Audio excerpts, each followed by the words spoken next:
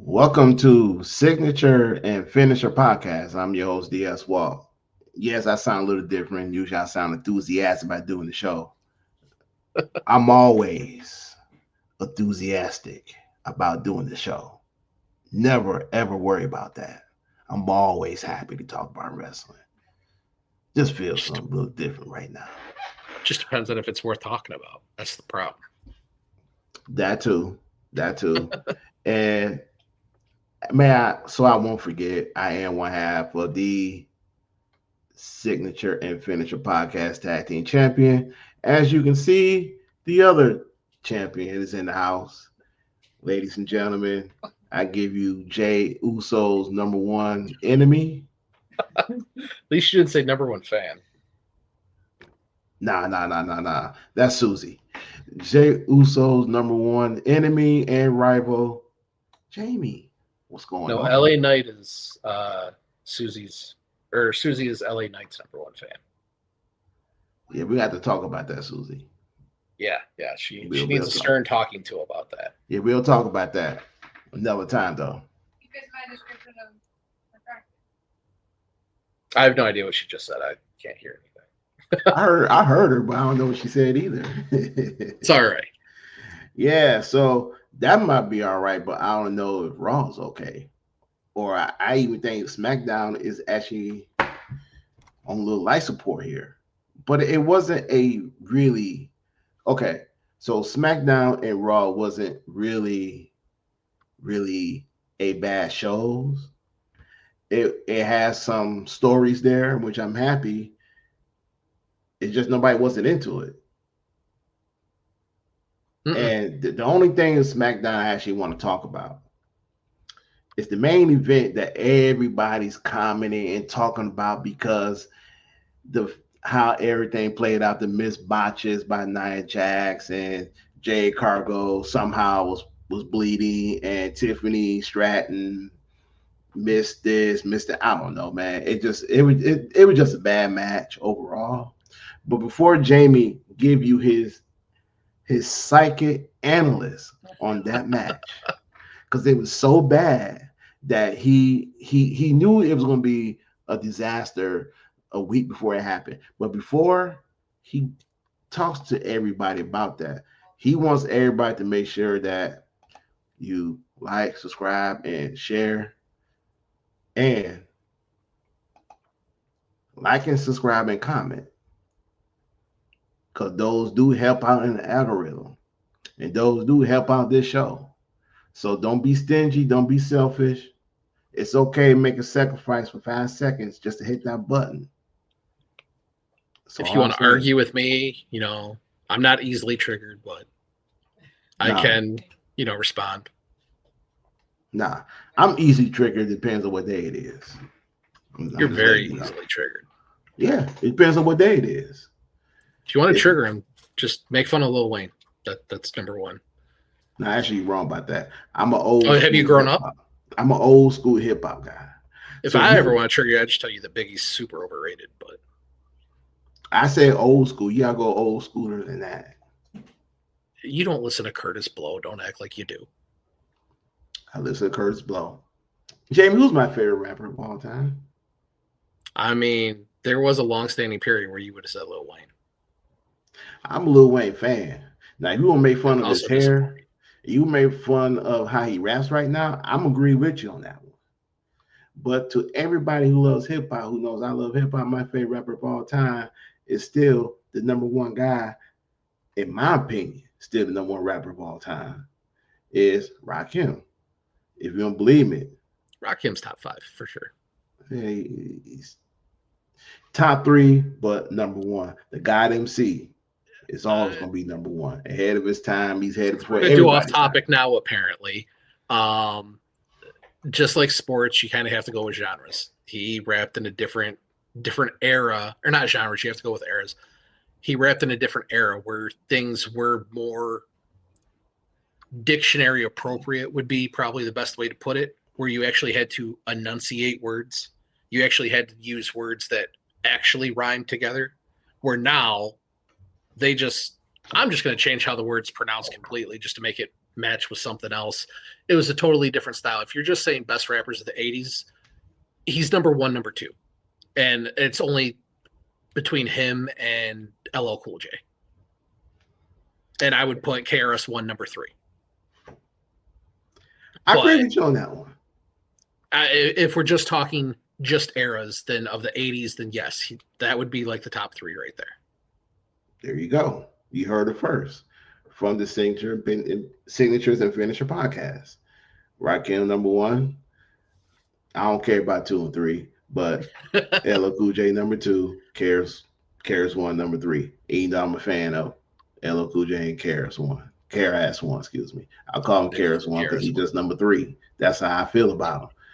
That's why I call it LL Cool. He don't need no J because he don't have it. I'm just playing. That's my music I grew up on. I love those type of music. But of course, my tag team partner got it wrong because if I'm talking about all eras and Rakim for me, because I can sing his music, rap along his music, it's always gonna be number one. You can make fun of Lil Wayne. The reason why I make fun of Lil Wayne now, and actually then, is because there are about 50 Lil Waynes out here that sound like Lil Wayne. And you know how they doing it? Auto-tunes. I think it's also socially acceptable to make fun of anybody that's drank radiator fluid. So, hey man, whatever's in that man's cup, that's his business. It's fair. It's also why you don't take drinks from strangers. Might wind up in the hospital in a coma for a while. But what do I know? Yeah, I don't know, man. It never happened. Back to greased up men slapping each other around. Because that's what we're here for. Mm-hmm.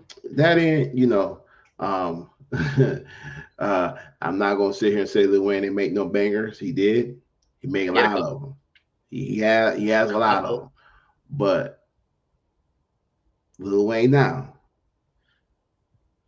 we're gonna remember Lil Wayne back then. Lil Wayne now, I don't know who that is. But hey, I ain't mad at the brother. He made a lot of money rapping. I just want him just to retire.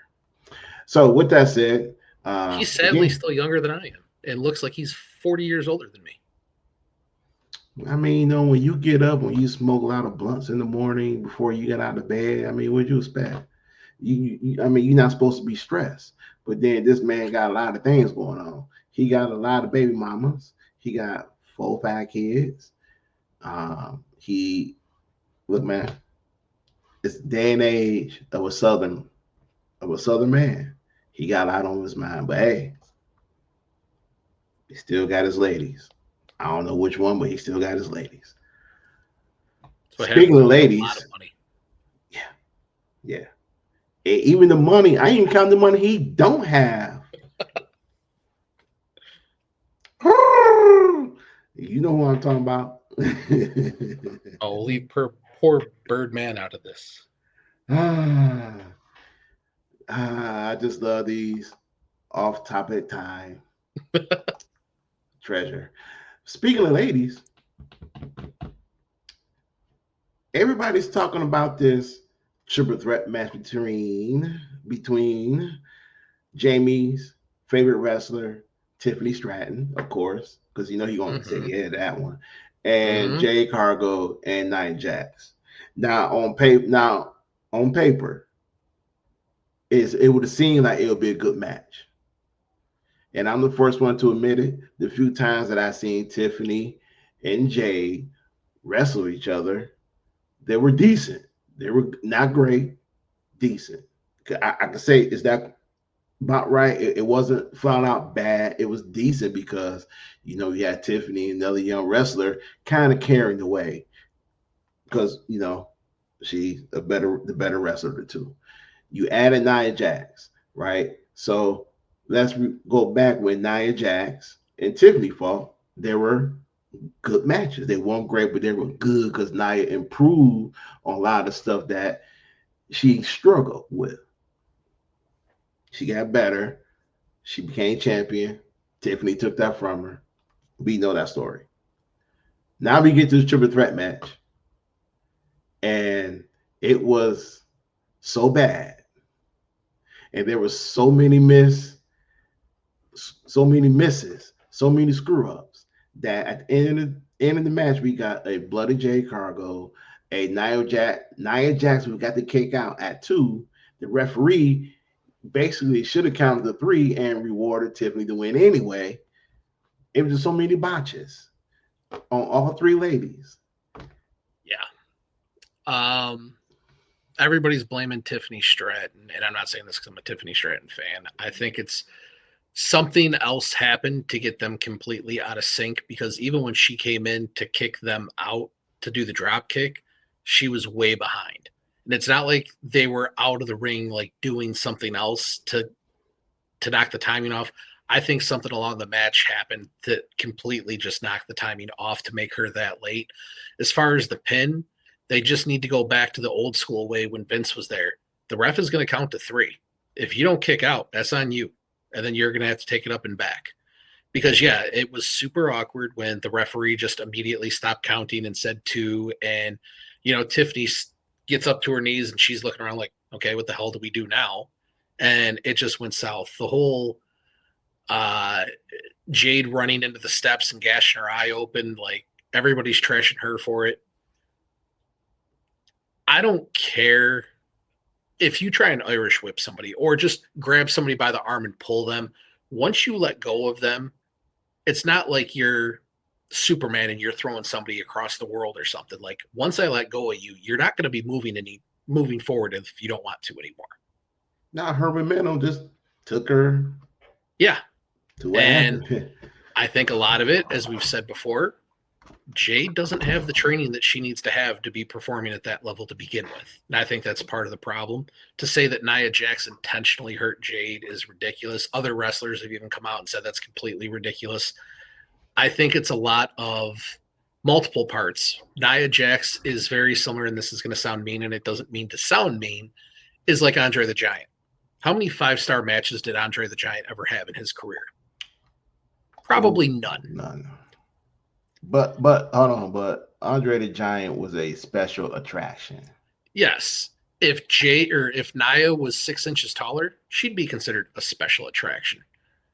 But Nia is so much bigger than all of the other women that she wrestles that you almost have to treat her like an Andre the Giant. You're not going to have a 5-star match with her. She's there for a specific purpose, special attraction, put somebody over, or to look like the monster that really she should be at all times. And I do think, with all that being said, there are times where she might not know her own strength when she's whipping around some of these 140-pound girls. I think that is part of it because she has hurt people in the past. Do I think any of it's malicious? No, she's just that much stronger than all of the rest of them. I mean, I'll give you a perfect example. How many times have you seen Rhea Ripley struggle with a pump handle slam when she does the Riptide? Oh, she does. All the time. All the time, especially with a wrestler that's bigger than she is, like Raquel Rodriguez. Yeah. And Raquel is not exactly a 300-pound person. She's maybe 220. Yeah, but maybe. It's her. She's thick and she's tall. Right. So when she but my point of saying that is Rhea is pretty jacked along with women's standards. You've got Jade, you've got Tiffany Stratton, you've got Bianca and Rhea. Those are probably your strongest women that you have. And Rhea struggles to lift some of them up for a pump handle slam, essentially. Yeah. So that's what I'm talking about as far as like the power distribution of Nia is just so much stronger that I do think that she does moves and hurts people, not with any malicious intent, but because she's just that much stronger than all the rest of them. That moves that if Rhea Ripley did it would be fine. When Nia does it, it looks a lot worse because she's just that much bigger and stronger. Yeah, the match was terrible. The match was absolutely atrocious. It was, and I do agree with you said about Nia Jax. I mean, that's a strong woman. I mean, you don't gotta look. I mean, you can just look at her and tell. Mm-hmm. You can just look at her and tell. Nah, yeah, that match was horrible. I'm not gonna diss Jade for her being bloody, her eye being gashed. I'm not gonna diss that because at the end of the day, she wasn't going to be part of the penny situation. once she got thrown out the ring, she was eliminated. So really, in a way, she didn't. It didn't even matter. Nia Jax is involved to make sure that Tiffany and Jade both look good at all times. And she did. Nia's there to take the pins. Yeah. And unfortunately, it was just anytime the referee is doing this and is waiting on the performer or someone to kick out, and you can clearly see them mumming. You can see Nia talking to her. I don't know what was said, but you can clearly see it. She mumbled something to her. Mm-hmm. And about like 15 seconds after that, she kicks out. And, it goes back, we just said, hey, they needed to do the old school way with Vince. Count to 3. Yeah. Or keep counting, because at the end of the day, we knew who was going to win. Tiffany. It would have, if the referee would have counted to 3, it would have ended this whole mess. It would have ended this whole mess, and it probably wouldn't allow us to see the other stuff after that. It was just a bad day for those ladies. It was just a really bad day. I mean, from the time the match started. I did see the little thing that he did. He was the producer for the match, and they're saying that Tiffany won as a change. No, Tyson Kidd even said that she was planned to win from the beginning. He said the rest of it was altered, but it was still planned for her to win the match regardless. Yeah. But yeah, again, just count to 3. Always count to 3. Yeah. I don't know why they ever stopped doing that to begin with, because you just set up awkward situations like that. You've got plenty of people in the back that, hey, if you have a 10-minute match and there's a screw up and it only runs 5 minutes, you've got people back there that can fill 5 minutes of time. That's not a problem. Right. It just, all this really does, it just add on to what a lot of wrestling fans feel about SmackDown, is that SmackDown's been boring. Mm-hmm. They don't know what they're doing on SmackDown. And in a way, this was kind of brought a little excitement to SmackDown. Oh, they messed up. She didn't, referee didn't count 3. Nia got the kick out. Jade is bleeding. Tiffany did something that she wasn't supposed to do. It had a little something to it, but at the end of the day, SmackDown was just a bad show.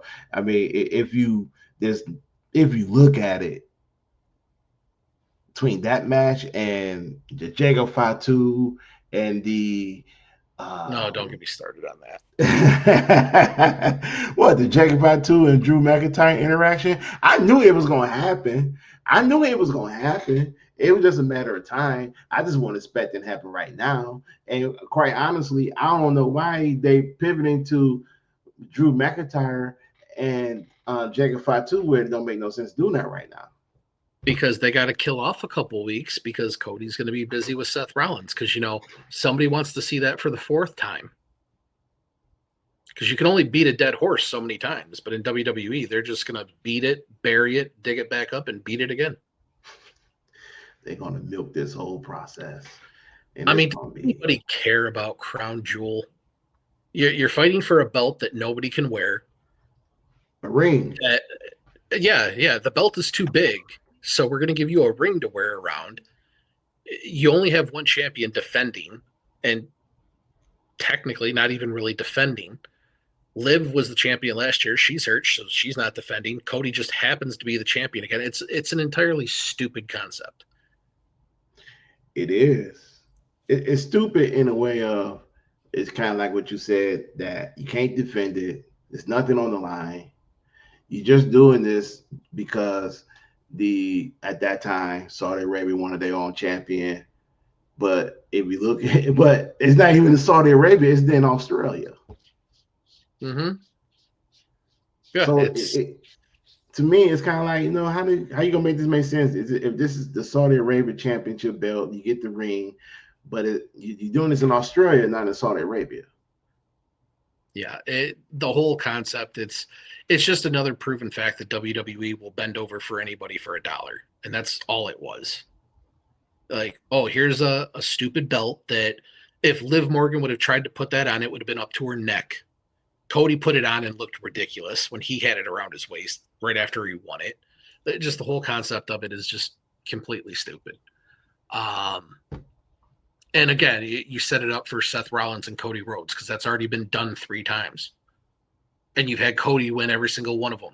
So, yeah, Seth will probably win this one because there's really nothing. Yeah. Well, that and there's nothing going on with Cody Rhodes, which tends to happen when he has the championship. There's just nothing really going on with him.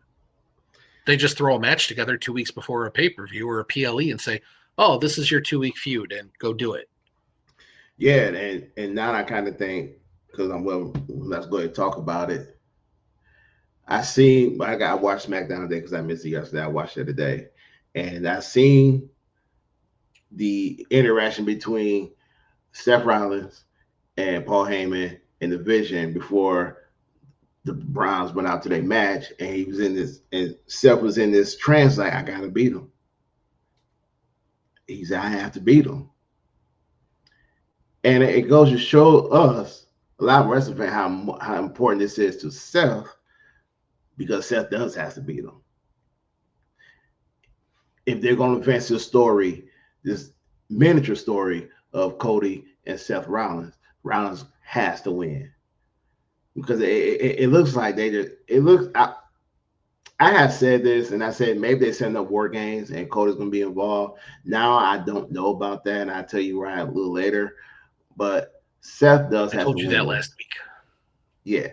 Seth has to win because if he loses, then that hurt his character. He can't afford to go 0-4. That hurts his credibility. Where Cody, if Cody loses, it's not going to hurt him as much because he's not involved in anything right now. The only thing he was involved in was Drew McIntyre, and they skirt that to the side. So Seth has to win to put more credibility on his character going forward. Well, yeah, Seth has to win because he's leading a faction right now that's supposed to be the next generation and blah, blah, blah, blah, blah, that kind of crap. Cody doesn't have anything. If Cody loses, it's not like he loses the world title. No. Like you get a fancy ring that we'll never see you wear, and it advances the story that both of you are on separate shows, so it really doesn't advance anything at that point. But it helps Seth keep the credibility of this guy runs a faction, unless they're going to have Cody win just to proceed with moving the Vision story farther apart of branching them off. Because I really don't think this thing was put together with a long-term plan. So Seth will win for a long-term plan. Seth needs to win. But if they're really planning on wrapping the thing up, then Cody's going to win to cause the dissension in the ranks to push with Braun Breaker versus Seth Rollins. I think we need to find long-term because to me, if we're talking about the day that he started the Vision until, let's say, a year from now in April or WrestleMania, to me, that's not long term because we seen how long the Bloodline is going, how that group went, and now we see the Judgment Day. It's been going on so forever. So to me, when I think of the Vision, how it was put together, a year, that's not even long term anymore. Judgment Day is not even really a faction. Like, I mean, technically, if you look at it, they are. It's just been so a different version. From a technical standpoint, yeah, it's been a different. The only real members of the Judgment Day are just Finn Balor and JD McDonough. That's it. Finn Balor and JD McDonough. Those are the tag team champs. It just been Finn Balor. Think about it. If you go back to when it started with Rhea Ripley, Damian Priest, and Edge. And then all of them are gone. Yeah. Then it went from Rhea Ripley, Damian Priest, and Finn Balor. Finn Balor's the last remaining standing. Everybody else just been add-ons. Mm-hmm. But I'm just saying they don't function in a stable. They don't come out as a stable. They don't do anything as a stable. No. It's just Finn and JD McDonough. The rest are just there. No. They need to hurry up and wrap that up too. What do we call that? What they call that? That's like a club. Mm-hmm. A Bullet Club without good members. Yeah. The WWE version style of the Bullet Club. And WWE just got to keep giving all of their people titles. There's another one. What was it? Jadea Parker won the Knockouts Championship over in TNA. Yeah. Because Dana Brooke had to retire or whatever she's got going on right now. Are you talking about Ash by Elegance? Yeah. I mean, It happens, man. It happens. It's such a joke. I don't know how these other promotions are like, yeah, just take all of our titles. Just take them. We don't need them. We don't have any homegrown talent. We don't need to get our people titles. Nah, but I do see them setting this up where it's gonna be like a mass loss for NXT coming down. I don't know if it's gonna be that NXT's just lost 2 people this week. 2 people. Yeah. What's her name? Jasmine Nix said she's not signing. And then right before we started doing the show, I just watched what's his face? Let me see if I can see it again. What's his name? Just said that he's not coming back. Hold on.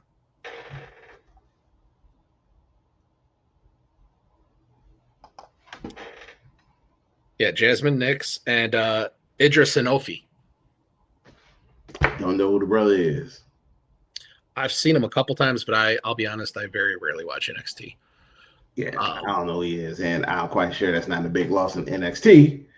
Jasmine Nix was pretty significant because she was in a stable, so I don't know what they're going to do with that.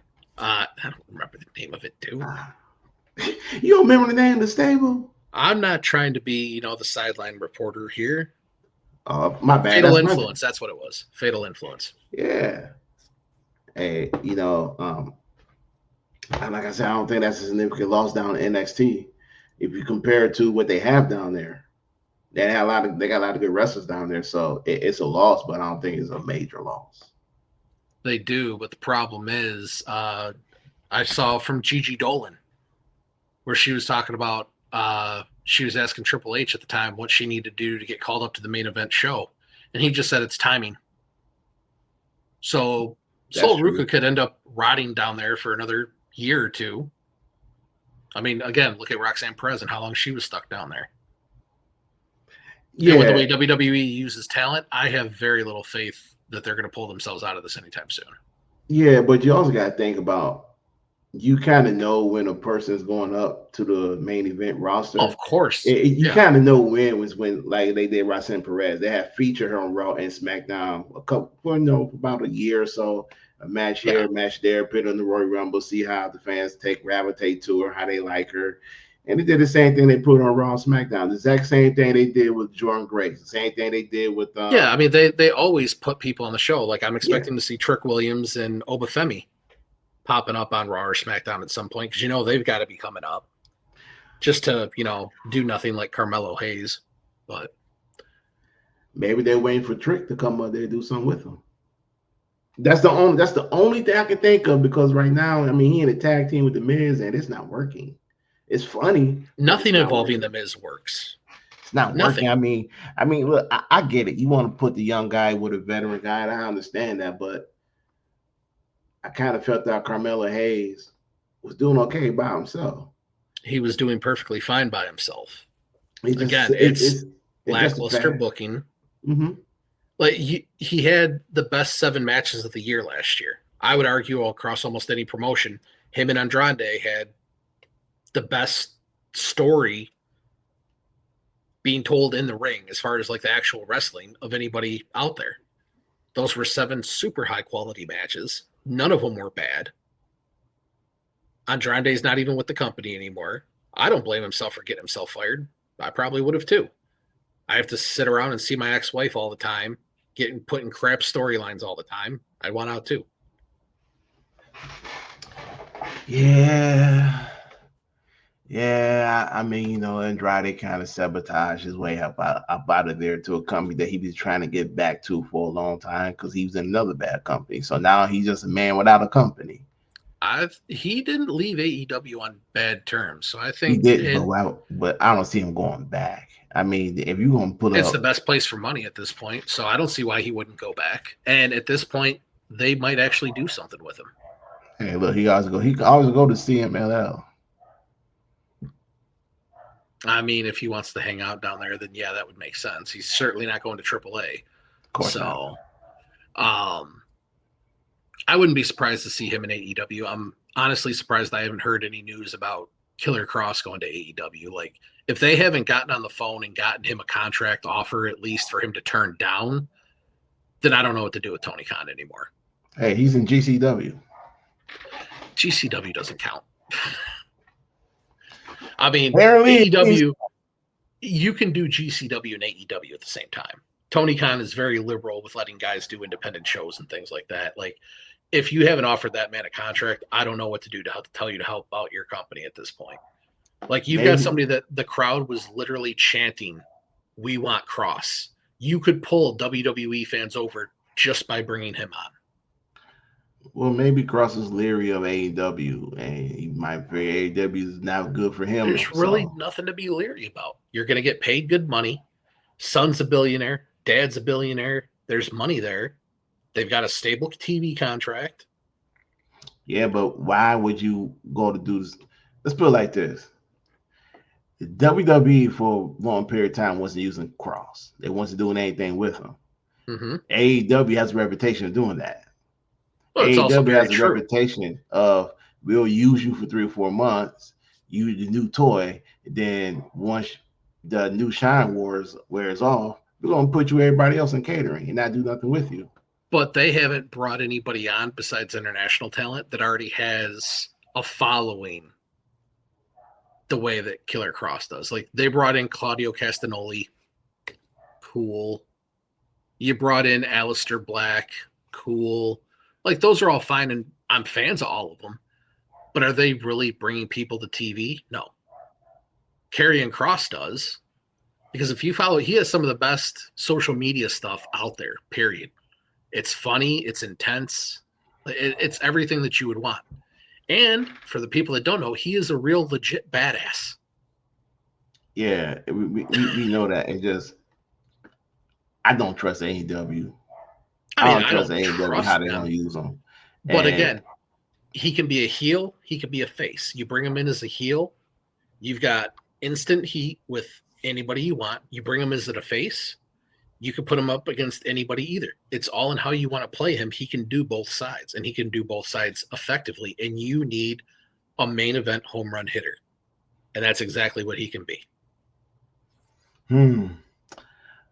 I hear you, but I'm glad he's not over there. I mean, I'm just not trying to track down GCW matches to check him out or waiting till it pops up on social media. Then I can go watch a clip of him doing something. Like, he's got to get on TV and doing something. Yeah, agree. But I just feel like it's not AEW. It's not AEW. I don't think AEW is right for him. Again, these wrestlers, they want to be used. So so having you, like I said, using him for 3 or 4 months, and then for the next 7 or 8 months, you sit back in catering. That's not cool, man, because that basically he left one company because of that, going to another company that potentially could do that to him. Mm-hmm. If I'm Cross, I'm not trying to do that. I mean, for example, I don't want to keep using this lady as an example, but Britt Baker, we have not seen her in almost over a year on TV. Yeah, but she's also had beef. Right, she had beef backstage. Right, she had beef backstage. But here it is, though. She's been your longer tenured woman wrestler since day one, and this is how you treat her. Now, if the beef and all that could have been worked out. You could have used that part of the storyline. Hey, I'm quite sure these ladies wouldn't mind doing business. However, regardless of the beef or the things that kind of made you mad, you sideline her, and she's still sidelined. Mm-hmm. You know what I'm saying? Like, you did the same thing to Ray Phoenix, all because Ray Phoenix didn't like the situation. You did the same thing to Penta because Penta was going to leave. You did the same thing to Warlow, but Warlow was hurt. But when he was 100%, you still kept him on the sideline. So, like, with Penta and Ray Phoenix, though, like, when you've made it abundantly clear we're leaving, it's in your own best interest to keep them off TV. And I'm not a fan of keeping people off TV at all. But as a business, especially when you know they're going to your direct competition that's already bigger than you to begin with, the more you put them on TV, you're just keeping them red hot to go over to another company. So, of course, he's going to keep them off TV. I don't personally have a problem with that because Ray Phoenix also was getting paid to sit at home, too. Yeah, but nobody want to sit home and get paid. They rather be out there showing their art. I think there's a lot of people that are happy to sit home and get paid. Well, I know Ray fans that definitely did not want to sit home. Now, if And you I mean, want to tell Karrion me, Kross is 40 years old, so I don't think he wants to sit at home, which is no, also why I think he needs to make the most of any opportunity. So if AEW does come calling, it's probably in his best interest because you can always go back to WWE. WWE doesn't care what you've done to them or what you've said. They will bring you back if they think they can make money with you. And he hasn't done anything to WWE in the first place. So, well, I would say this: if it was Vince McMahon, none of these cats wouldn't be going back to WWE. They no, want to be released. But Triple H would do business because he sees dollar signs. Okay, well, cool. because it's not his company. Right, right. So it's different when you're playing with other people's money. Yeah. So the only one I could think of that probably didn't mind sitting home collecting his paycheck was Miro. That's about the only one because Miro was doing other projects outside of wrestling, so he probably didn't mind sitting at home BSing whatever he was doing. Now, don't get me wrong, I'm quite sure that he thought about, hey, you guys are gonna use me, but with Miro, I think he got to the point where he's just like, man, forget it. I'll go do other things, and what happened. Speaking of Miro, are we more surprised that he's getting a bigger push than Aleister Black right now? No, because he's on Raw. Mm-hmm. And the match he had with Sheamus, I think the reason why we see him get a little push because those were some banger matches. And Miro is pretty damn good. Miro's good, yeah. I'm just surprised that he's getting a bigger push than Aleister Black, especially because the big thing with Miro is that people, when they realize how small he actually is, people fade off of him pretty quick. Yeah. The Aleister Black situation is I like the fact that he's feuding with Damian Priest. I have no problem with that one. The problem I have is we're not seeing the feud. That's what I mean is like he's involved in what would potentially be considered a pretty high level feud with a main eventer. Yeah, and we actually see it. But it's all backstage crap that's happening. Yeah. If we actually see the feud, we might like the feud. If we see the feud, it might even raise the numbers. But we're not seeing it. All we see is Damian Priest throwing people through a wall. Mm-hmm. And Aleister Black talking cryptic. Whereas Miro, he's actually fighting for the Intercontinental Championship, which I kind of thought that he should have won. But hey, he definitely should have won the match from a story perspective. Yeah. I can see why they didn't. They're going to use this whole double champion thing to break up the Judgment Day with, Dominic being a bigger star than Finn Balor and blah, blah, blah, blah, blah. Like, it's all predictable, but. Well, yeah. I had read something. I want to say probably about like 6 to 8 months ago was that Finn Balor was actually going to get the push that he's been waiting for a very long time. And I kind of think this is what they setting up for is Balor versus Dominic Mysterio for the IC title. Balor needs to get back into the main event scene. He should have been, man. That's the whole point. Yeah. Him and AJ Styles both should have been, but it's not going to happen. I mean, they need to do something with AJ, not getting completely off topic with that, but like, dude's made it clear. He's done next year. It's cool you're making him one of Cena's final opponents, but again, no build up, no nothing. John's been off of TV completely since the loss. You're going to have him going from getting completely destroyed, one of the least competitive wrestling matches of all time, especially when you put it as a main event PLE type match, probably the worst destruction of a wrestler that you'll see, to going into an AJ Styles match with no build up whatsoever. Correct. Hey AJ, we know you're retiring next year, but we're gonna make you John's like second to last or third to last opponent here. Have fun because WWE already announced. I think it's December 16th on Saturday Night Main Event. Cena's done. Yeah, he is. It is. Hey man, this is the ride that John Cena said we're gonna be going on. I guess we never thought that it was gonna be this type of ride.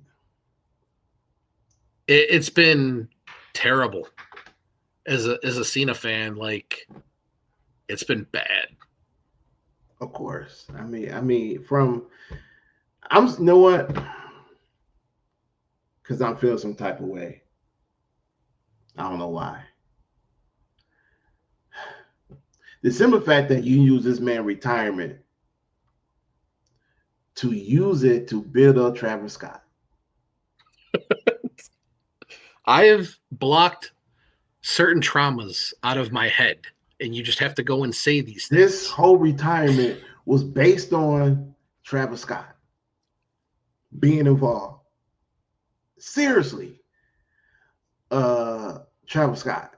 This whole thing evolved around Travis Scott. And then when they figured out who Travis Scott really was, he doesn't follow through anything he says, and he's still working down there with Booker T. He's catching on, but he's not catching on. He's not at the PC working with the wrestler. No, he's working with Booker T. In which I got no problem with that, because Booker T, Round to Wrestling was one I like it. Actually. I was going to say Booker T as a trainer is probably one of the best out there. But when the dude's not committed.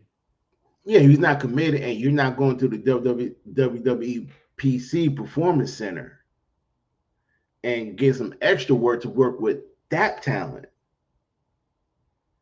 And they didn't see that was a red flag. The WWE needs to lay off the celebrity crap and it's only going to get worse, especially with this ESPN deal. It's going to get far worse before it ever gets any better. It's going to take somebody getting seriously hurt for WWE to back off of it. Jelly Roll, and Bad Bunny, and I don't want to loop Logan Paul into that, because Logan Paul has made every effort to become a real true professional wrestler. We got to loop him in because in the beginning, when his tag team partner was The Miz, we didn't think that Logan Paul was going to be part of the WWE. No, but he has made a bona fide true effort to become a WWE superstar. Like, he does this on the regular. So I don't want to put him in that category, but the Jelly Rolls, the Bad Bunnies, hell, go back to Lawrence Taylor back in the day. Like, those guys put the effort in and did what was asked of them. Yeah, I mean, look, let's start with Bad Bunny. Bad Bunny went above and beyond. I mean, this guy, when him and Damian Priest were tag team, when they fought Miz and Morrison. We never thought or seen a celebrity do the things that he did in that ring. That man put a lot of dedication to what he was doing. If you don't believe me, ask Randy Orton, because he actually shouted it out. And then he went on to main event of PLE against one of his closest friends, Damian Priest, and put on one hell of a show. We cannot sit here and say he didn't. We can't deny that. I mean, this guy did wrestle a lot better than some of these wrestlers that sit in catering. I have no problem with, like, Bad Bunny, even Jelly Roll. Did I expect Jelly Roll to go out there and be Bad Bunny level? No, this guy was just 550 pounds just a couple months ago. He lost a lot of weight. Yeah, he lost a lot of weight, but he still has the endurance of a 500-pound man. For what he did, I was super impressed. And I'm a huge Jelly Roll fan. I was a fan of Jelly Roll back when he was a rapper, for you people that don't know. He's a bona fide rapper, not a country singer. But anyway, I didn't expect him to come out and do anything Logan Paul or Bad Bunny-ish. He did exactly what I thought he would do, just a much higher level than I thought it would be, because I really thought he would, he'd take one tag in, throw a couple punches, maybe body slam somebody, and that would be it for him. He went through a table with, Logan Paul jumping off the top of the top rope outside the ring onto the table. Like, he did a lot more than I thought, and he did great. If he keeps continuing to train and actually does want to do this a little bit more often, I'd be okay with it, because he puts the effort in. Post Malone's talking about getting into it. If he does, he seems like the type of guy also that would put full concerted effort into it. I'd be okay with it. But you should be able to grasp pretty quick a guy like Travis Scott. If he's not showing up to the Performance Center, hey, you're done.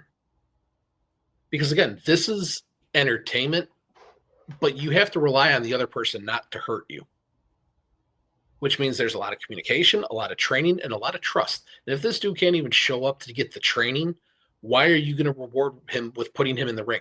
Travis Scott isn't Travis Scott from 5 years ago when he was probably the biggest name in rap at the time. I don't even hear anybody talk about Travis Scott anymore. So what are we doing? Just because The Rock wants him out there? The Rock's another one. Your ass needs to go. If you're not committed to doing what you're doing, you're gone. I'm just saying, man. I mean, this whole storyline was based on Travis Scott. Yeah. Travis Scott's gonna play. Well, we lost him. But to finish what I was saying about it is with Deshaun's problem with it of having Travis Scott in the John Cena retirement tour is a problem. You don't know if the guy's committed.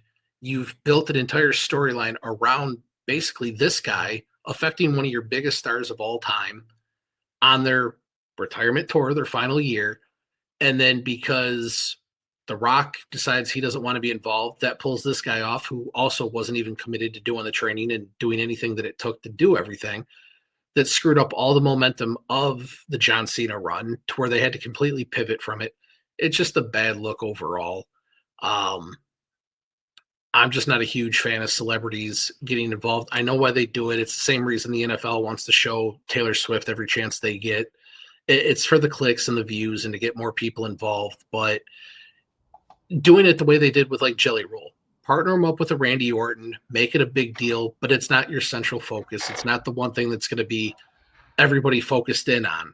That way, if it does fall apart, you're not really losing a whole lot. But to have him involved in your biggest retirement that you're ever going to have from any wrestler, and then you just have to scrap it because, oh, this dude's not committed. You should have realized that pretty early on when the dude's not showing up. Right. That's what I'm saying. God, it's terrible. Yeah. And sorry, everybody. You're darker than normal. Oh, man. Boy, I tell you. Well, we can still hear you. Yeah, you can still hear me, but you can't see me. I don't know why you can't see me. Baritones. It's just. Well, we don't need to see you. I mean, we can hear you. We're getting towards the semi end of the show here, so I guess we're okay. They're just stuck having to look at me. Hey, man. So I want to touch on this Raw situation at the end of Raw. The end of the Tornado Tag Team match where Roman Reigns came out and helped the Usos beat Division. Mm-hmm. Now, we seen Roman come out, beat the crap out of Braun Breaker and Bronson Reed. We knew that was going to happen. That's nothing new. Usos won. We expected that because they had to win. They had to get that get back. That's nothing new. What's new is that we seen Jimmy on the ropes looking at Jay and Roman, cousins. So cool, no problem. Shake hands, no problem. It was how they were shaking hands, and it was how Roman was talking to Jay. He wasn't talking to Jay down. It would sound like it was two Romans in that ring talking to each other. And I was wrong. And I'm sorry, Jay. I ain't mean to cut you off. I just want to say that I was wrong. And what I said was that I think they're setting up war games, and I gave participants. I was wrong. I was wrong when I said that CM Punk and Seth Rollins is going to be the long-term story here. I was wrong. And you were right. They're going to wrap this up with CM Punk really soon. Get that out the way. Mm-hmm. We seen the long-term story yesterday. We seen it with the original bloodline, the three. Allegedly might be getting back together. I say allegedly might because I don't know where Jimmy's coming from with this, but it looks like Roman and his right-hand man, main event Jey Uso, are on the same page. Jimmy, and I named the title his worst fears because Jimmy didn't, if you can tell his body language, he did not want this to happen. Because Roman didn't change. Roman never changed his attitude of who he is, but the perception of him changed a little bit because he's being cheered. He's more forgiving. Whereas Jay, everything about Jay has changed. It used to be colorful. We always see the yeet. He always come out and be yeeting that thing you hate. Now he doesn't do that. He's wearing all black. He's a little meaner. It's a little tougher. Got a lot of edge to him, which I Be don't clear, I don't hate the yeet. I just hate the person that does the yeet. If Jimmy just did the yeet, I'd be okay. Be totally okay. All right. The one thing that I was hoping, and we talked about this on one of the first shows that we did, Jimmy was always supposed to be the guy. He was the one that was supposed to get the push and everything like that. He unfortunately got hurt a few years ago when all of this started. And then when Jay had to start going out solo, that's when Jay started to get the push. The push was originally supposed to be for Jimmy. Jay just lucked into it by Jimmy getting hurt. And when Jimmy gets hurt, they tend to be for long periods of time, which meant Jay had more exposure, and he got to benefit from it. I'm hoping this is a little bit of payback where Jimmy gets to actually take advantage of this and get his own solo run. You know, at the beginning of the year, we were supposed to get Big Jim, and what's 2025 going to be for Big Jim? United States champ, this and that. Nothing's happened with him.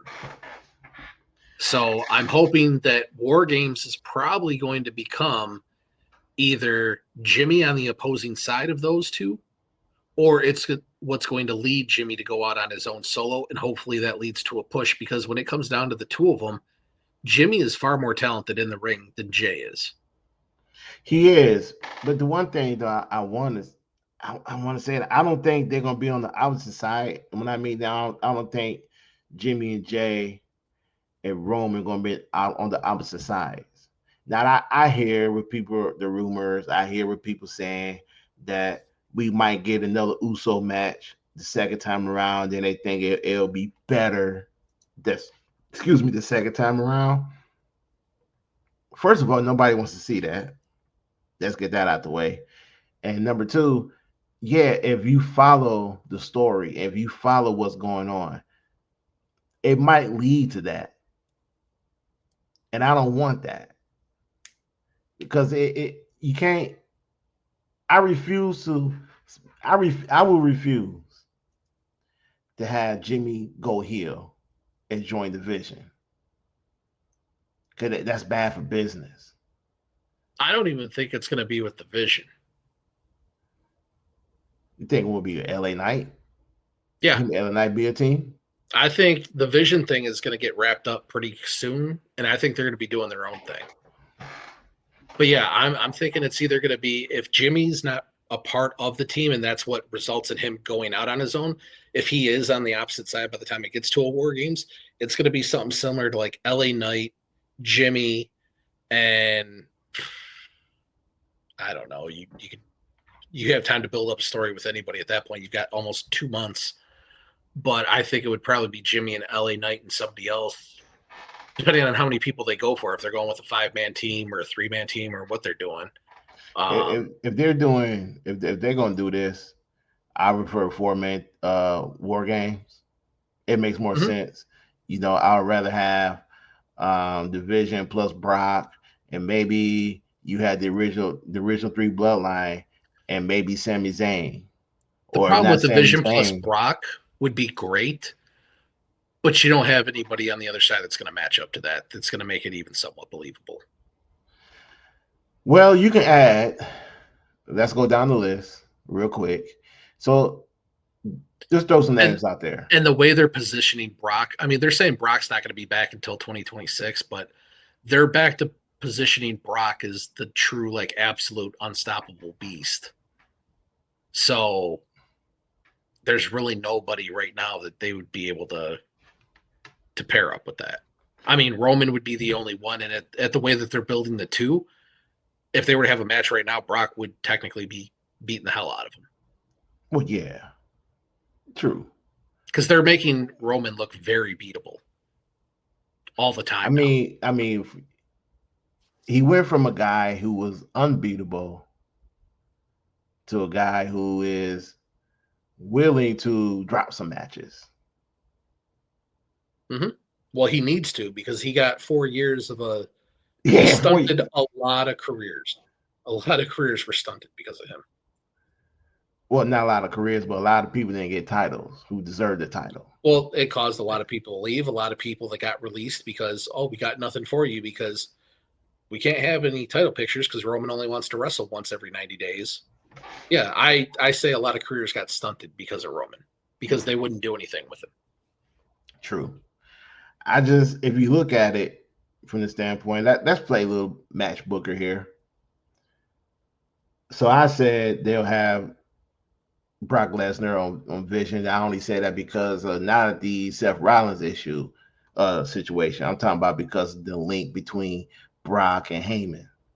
So if you have those four, and then let's say you go with the original Bloodline members of Roman, Jimmy, and Jay Uso, and maybe you throw in Sami Zayn. Sami Zayn could be one. Or if you want to go outside of the box, let's say you can have John Cena if that is on one of his list of matches that he has left. Or they are not going to put him in a multi-person match. Well, I'm just throwing the names out there because you got if you're gonna put Brock, if I'm gonna put Brock with the Vision for War Games, it only makes sense to add someone Brock actually feud with. So let's say John Cena, or let's say give me another name, Cody Rhodes, or I don't see Cody, but I'm just saying, just throw it out there. I don't see nobody else. You're not going to make Drew McIntyre face. No, he's like the best heel that you have. Right. And so, in theory, if they're going to do War Games, it would kind of make sense to do 3-on-3. Rollins and the Browns versus the original Bloodline, 3-on-3. But that only counts on if Jimmy wants to partake with his cousin and his brother. Well, that's what I'm saying. There's only two ways for it to play out. Either he's a part of that team and that match is what leads him to go off on his own, whether they jump him or whatnot. That would be the catalyst for him getting a solo run, or he's already going to be away from them by the start of War Games and he's going to be on the opposite team. That's the only two ways I see it playing out. And I heard something today and it kind of makes sense. Yes, you brought back the Usos and you put them on Raw, they're a team. But you didn't bring them back all the way. And what I mean is they're not a tag team. They're a team because they're together. But they're still single wrestlers.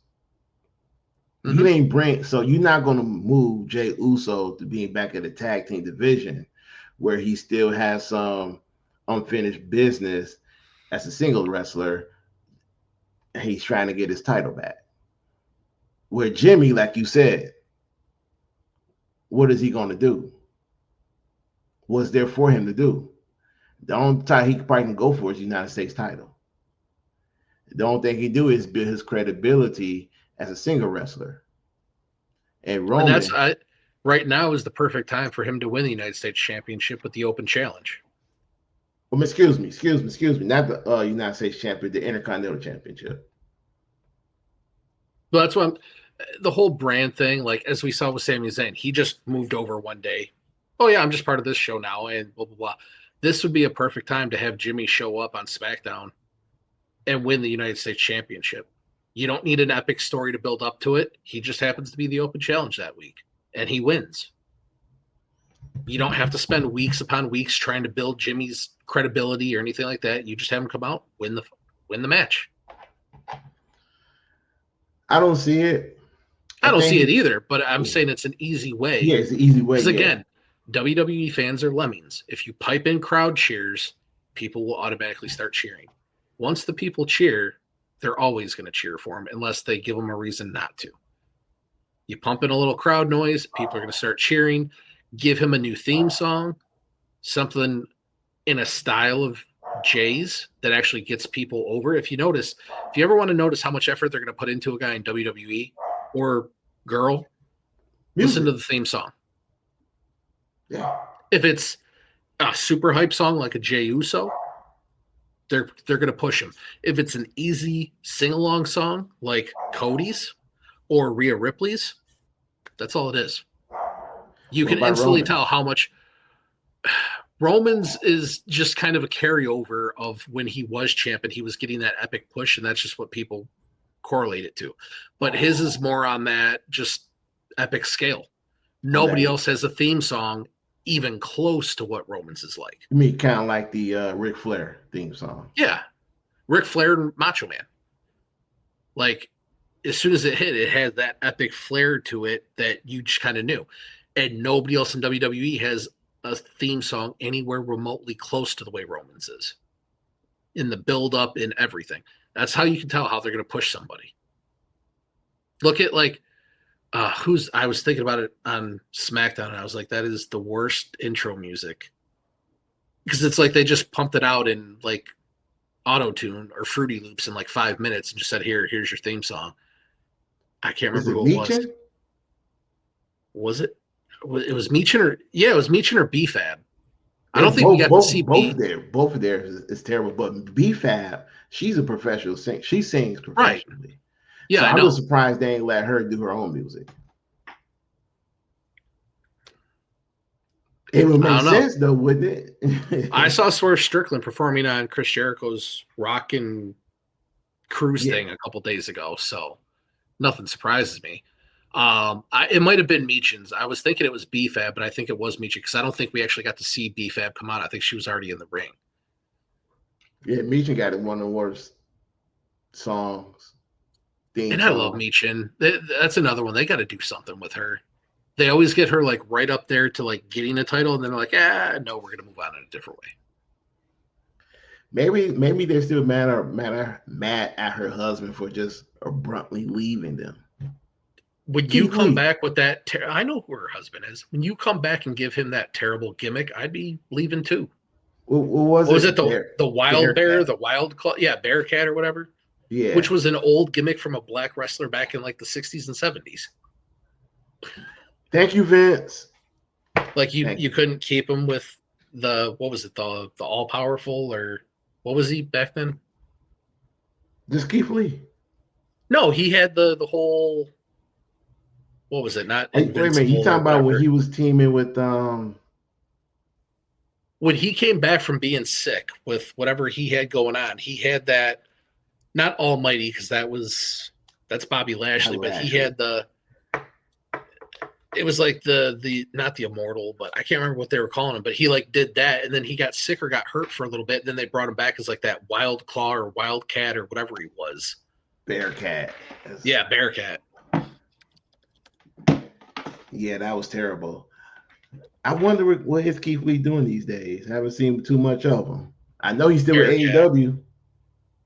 I read something last week saying that he was going to be back. He didn't know when, but he would be back wrestling. So I don't know, because he had that pretty serious health issue. They never said what was wrong with him, but I don't know if he's dealing with that or what. But he did say, somebody, I think it was Ringside News or something, had posted his comments saying that he would be back, not if, but when. Kind of miss Keith Lee. He'll do a lot of wonders on AEW's TV. Keith Lee. He was. That is so sad. Ring name Keith Bearcat Lee. Yeah. Oh, only Vince McMahon. I can't remember what they were calling him before the Bearcat thing. That's what I'm actually looking up right now. It was like, it wasn't immortal. It wasn't all powerful. It's gonna drive me nuts. That's what I'm looking up right now, guy. So you won't be going crazy. I'll try to look it up right now too, but it doesn't say. Doesn't say.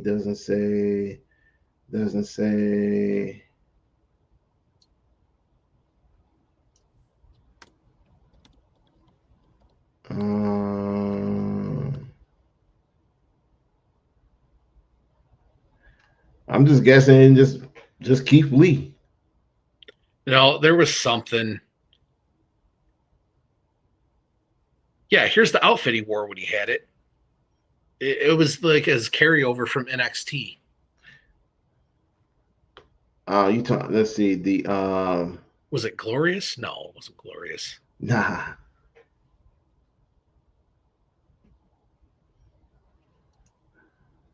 Let's see.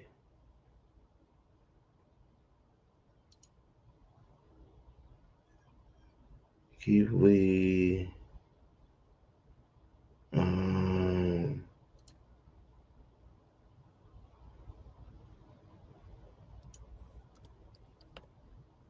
Yeah, Limitless. man. Limitless. His Limitless gimmick before Yeah, Bearcat. because of his size and agility. Yes. They Well, should have it took kept us him with the about 5, Limitless, 6 minutes to figure that out. right? No, it's gonna Nah, hurt my wrestling credibility that I've. Well, actually, no, it kind of sticks that I've forgotten more than most people ever know. yeah. So just to wrap this up. Yep. Everybody needs to pay attention to the Roman Reigns and the main event Jey Uso situation because it looks like the Usos and Roman might be back together as a faction as the original Bloodline members. It might take Jimmy a little longer to wheel him in to accept what's going on, but we gotta pay attention to that because that could be something big going down the road. The AJ Styles and John Cena match, no hype to it, but we both know it's gonna be a good match. At the end of the day, there's really shouldn't be no surprise in what the WWE is doing, what type of stories they putting out there. They're gonna give us a little bit here and a little bit there and a little bit there. They're doing it just to keep us watching. They're doing this to make sure that we stay entertained. But the one thing they're missing the point is that the real wrestling fans, we know what is BS, and like we have to call it out. So Just call it for what it is. They're waiting for the Saudi princes to tell them what direction to move the characters in because that's all they're waiting for. That's why they won't commit to anything heavy. yeah, but that's like in 27. Oh no, they still got all their Riyadh shows up until then. I mean, yeah, the Royal Rumble, yeah. So the WWE's gonna give us a little bit here, a little bit there, a little bit there. When it comes down to it, fellas, ladies, is that we're gonna have to read in between the lines of what's going on, and it's the only way you're gonna figure it out. To crack the code that's called the WWE because they're not gonna give you everything you want. But with that said, though, we should not be sitting here complaining about the performers and what they're doing in the ring. We should be more direct your attention to the creative side of things, the writers and Triple H because you want better storytelling, you want better.